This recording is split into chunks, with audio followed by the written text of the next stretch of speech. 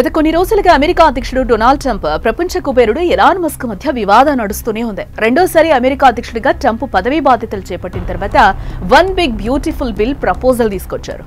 దీనివల్ల అమెరికా ప్రజలు ఆర్థికంగా ఇబ్బంది పడతారని, అప్పు పెరిగే అవకాశం ఉంటుందని మస్క్ తీవ్రంగా వ్యతిరేకించారు. అప్పటి నుంచే సోషల్ మీడియా వేదికగా మస్క్ తీవ్ర విమర్శలు గుప్పించారు.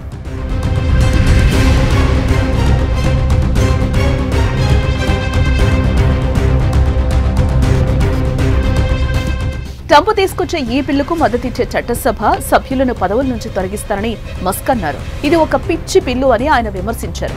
ప్రజల గురించి ఆలోచించే కొత్త రాజకీయ పార్టీ ఇప్పుడు అవసరమని మస్క్ అభిప్రాయపడ్డారు. అంతేకాదు, ఈ బిల్లు ఆమోదం పొందితే కొత్త పార్టీ పెడతారని మస్క్ హెచ్చరించారు.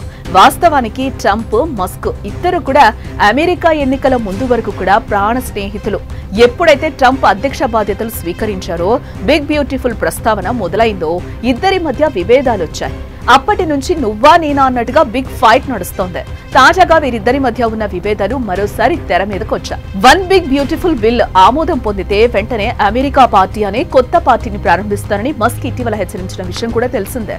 అమెరికా ప్రజలకు డెమోక్రటిక్, రిపబ్లికన్ పార్టీలకు ప్రత్యామ్నాయంగా అమెరికా పార్టీ తయారవుతుందని అన్నారు. కొత్త పార్టీ ప్రజల గొంతుకగా ఉంటుందని ఆయన స్పష్టం చేశారు.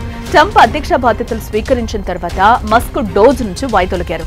అలానే ట్రంప్ తీసుకొచ్చిన బిగ్ బ్యూటిఫుల్ బిల్లును మొదటి నుంచే వ్యతిరేకిస్తూ వస్తున్నారు. ఇదిలా ఉంటే సెనెట్ లో వన్ బిగ్ బ్యూటిఫుల్ బిల్ ఆమోదం పొందింది. ఉత్కంఠగా సాగిన ఓటింగ్ లో 51 నుంచి 49 తేడాతో బిల్లు ఆమోదం లభించింది. సెనెట్ లో బిల్లు ఆమోదం పొందడంపై మస్క్ తీవ్రంగానే తప్పుపట్టారు. ఓటు వేసిన ప్రతి కాంగ్రెస్ సభ్యుడు సిగ్గుతో తలదించుకోవాలని ఎక్స్ లో మస్క్ విమర్శించారు.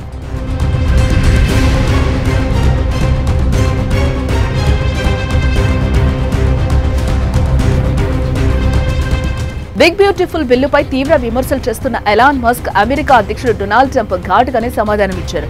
మస్క్ అమెరికాలో వ్యాపారం చేసుకోలేకపోతే దక్షిణాఫ్రికాకు తిరిగి వెళ్లొచ్చు అని అన్నారు. చరిత్రలో ఎవరూ పొందనంత సబ్సిడీలను ఎలాన్ మస్క్ తీసుకుంటున్నారని చెప్పుకొచ్చారు.